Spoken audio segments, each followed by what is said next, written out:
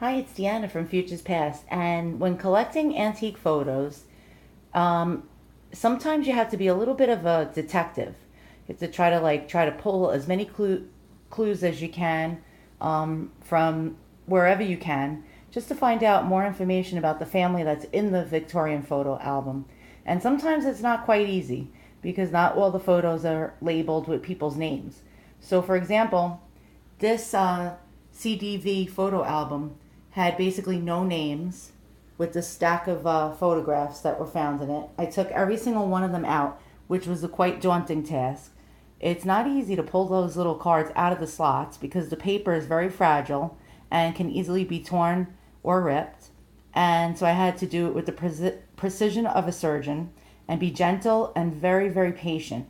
So I finally got all these cabinet cards out, and phew, let me tell you, that was quite a job. So I did it, and the only names I could find on any of these photographs were these three. One being Charles Prince, brother of Blanche Prince Franklin. The other being Bertha Prince, sister of Blanche Franklin. And the third, Aquilia, or hard to pronounce this name, Aquilla. Maybe it's Aquilla. I took Spanish in school. Sorry for my pronunciation. Aquilla Prince, sister of Blanche Franklin. So, and the only other name in here was, it says, presented to Master Harry Prince by a friend. And that was it. So, I have to do some further research now. So now the second clue we have is the location. And you usually find the locations on the backs of these cards. And so far we have Lansdale, PA. This is Norristown, PA. And I'm going to go through all the cards with you and actually show you them out of the slots. And I'll show you the photographer's artwork, which is quite interesting. Some people might be watching this right now and start yawning and be very, feeling like, oh, I'm getting out of here. This is quite boring. But for some of you who are like me, you might be fascinated. So for the people that are fascinated, here we begin. So we have on this one, it says T.M. Sorman, photographer, the corner of Main and Green Streets, Norristown, PA. It has what looks like a cherub holding a camera.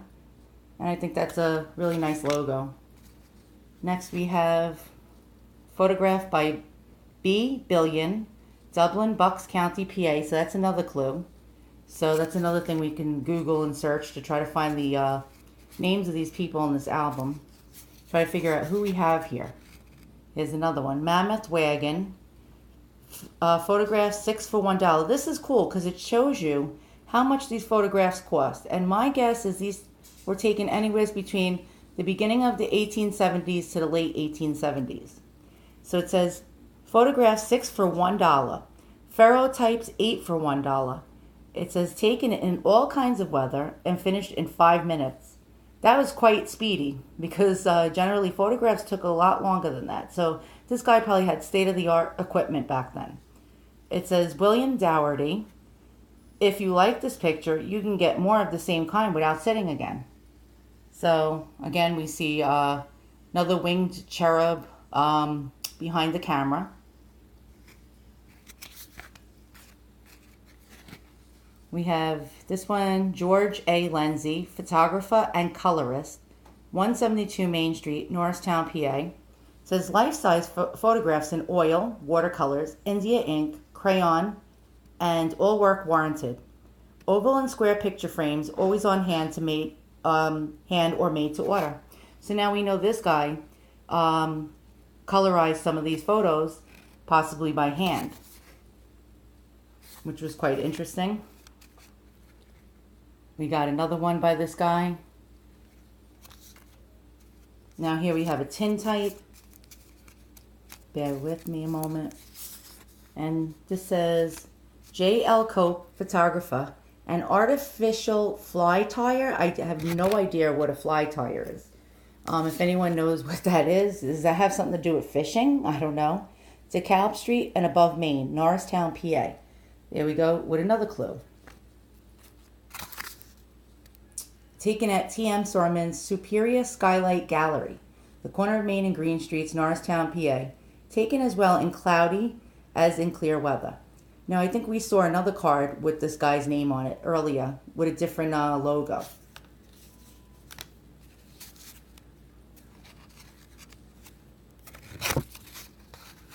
Again, we have that same guy, TM Sorman. Now, this is SF Dubois, photographer, Doylestown, PA. Now, I see a very, very faint name on here. So let me try to zoom in under my light and see if we can figure out the name. My goodness, this is very hard. Hold on. Let me try to do a tight zoom.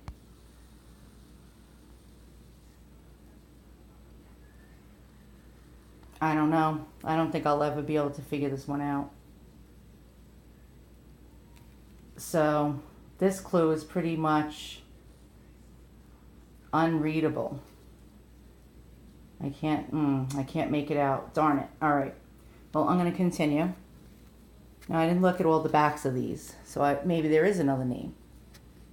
Photographed by Darity A. Cope at the Mammoth Wagon. This style was $2 per dozen. So that's pretty cool. So we're getting prices of how much these photographs really cost. And $2 was a lot of money back in the 1870s and 1880s. So that was, it was very expensive. It's showing you photographs weren't cheap. So not everyone could afford them back then. This one is B. Billion, artist. And I like his logo. It's cool. So he has what looks like a spear. And the other side, I'm unsure. And he has a camera in the middle with like rays coming out of it and an artist palette. It says copies of old pictures taken very cheap. And that's cute. Taken very cheap. So again, it's insinuating photographs were not affordable back then. They cost a lot of money. This one I don't see any info. It's a tintype. Again, we have TM Sorman. Let's see if it has a different different information than the other cards. TM Sorman's Photograph and Ferrotype Gallery, corner of Main and Green Streets, Norristown, PA. Looking glasses, picture frames, cords, tassels, and I don't know what the end and the C means. Constantly on hand in great variety. Walnut and gilt, square frames made to order on the premises at short notice. Walnut brackets, wall pockets, bookshelves, towel racks, slipper racks, and etc. in great variety. So I guess the ampersand and the C means etc. So this guy sold a little bit of everything, and that's quite cool. So now we have, let's see. If you hear a tapping sound right now, that is my cat actually knocking on my glass sliding door trying to get in. He knocks when he wants to come inside the house, which is quite funny. So we have photographed by George D. Necht, sounds like a German name, Excelsior, traveling artist. So this guy must have traveled all over the place. It says additional copies can be had if desired by addressing Allentown, Lee County, Pennsylvania. That's amazing. Interesting. So I guess that guy didn't have his own studio. So the back of this tintype is, again, TM Sorman's. Let's see if he has different information now. No, it looks pretty much the same. And again, no name. Darn it. Again, we have the Mammoth Wagon. We saw this on a previous one. A lot of these photos, I think, have this logo on it. So the family must have frequented that place a lot, like TM Sorman as well. So we have Norristown, PA. A lot of this is probably a Pennsylvania family. Again, the Mammoth Wagon. So saying photographs 6 for $1, Ferrotypes 8 for $1. So yeah, so photos weren't cheap back then. I think people made, my goodness, $1 a week. I don't know, $1 or $2 a week. So that was a lot of money. Again, we have, let's see. This is S.R. Fish's New Ground Floor Photograph Gallery, 226 Main Street, Norristown, PA again. taken as well in cloudiness as in clear weather. So he's telling you it doesn't matter, rain or shine, he'll take your photograph. Here's Fisher's again. Fisher's new ground floor gallery, 226 Main Street, Norristown. Duplicates furnished at any time. This is a different company now. Looks like L.H. Willie Wiley. Can't really make it out. Or Witty. 201 East Water Street, Elmira, New York. Now we have New York here. So this means that some of the people in this book may have hailed from New York as well. So it could be a New York and Pennsylvania family. Excuse me one moment. My cat is being a bit of a pain in the rear end. I'm going to let him in. Thanks a lot, Nero. Foiled again once by my kitty. All right, so we got the Mammoth Wagon again. Let's see. This one is photographed by W.T. Seeley, 168 Water Street, Elmira, New York. So we have another Elmira, New York. Still no name. There's another one photographed by Dougherty and Cope at Mammoth Wagon. So Mammoth Wagon must have been a bunch of different photographers that worked at that studio. 6 for $1 or $1.50 per dozen. Duplicates 12 for $1. So it's interesting to see the pricing. This is a Tintype. Again, it's Sarriman's, corner of Main and Green Streets, Norristown, PA. It says, better satisfaction given at this gallery than any other in town. Come early. The gallery open from daylight until dark. So that's a very interesting information for historical purposes. Here we got a Dougherty and Cope again. Let's see. Another one by him. Another Mammoth Wagon. Ferrotypes, 8 for $1. Wow, okay. Again by the same guy. Mammoth Wagon again. Still no, names. Let's see, photographed by Tyler, Easton, PA. This is a new one. Let's see, photographed by B.F. Rima, 615 and 617 North 2nd Street, Philadelphia. And it has a number for the, I guess, the negative. Duplicated at any time. So that's interesting. Again, we have Mammoth Wagon. Still no names to look up. That doesn't help me very much. Vine Street Galleries. So this is a new gallery.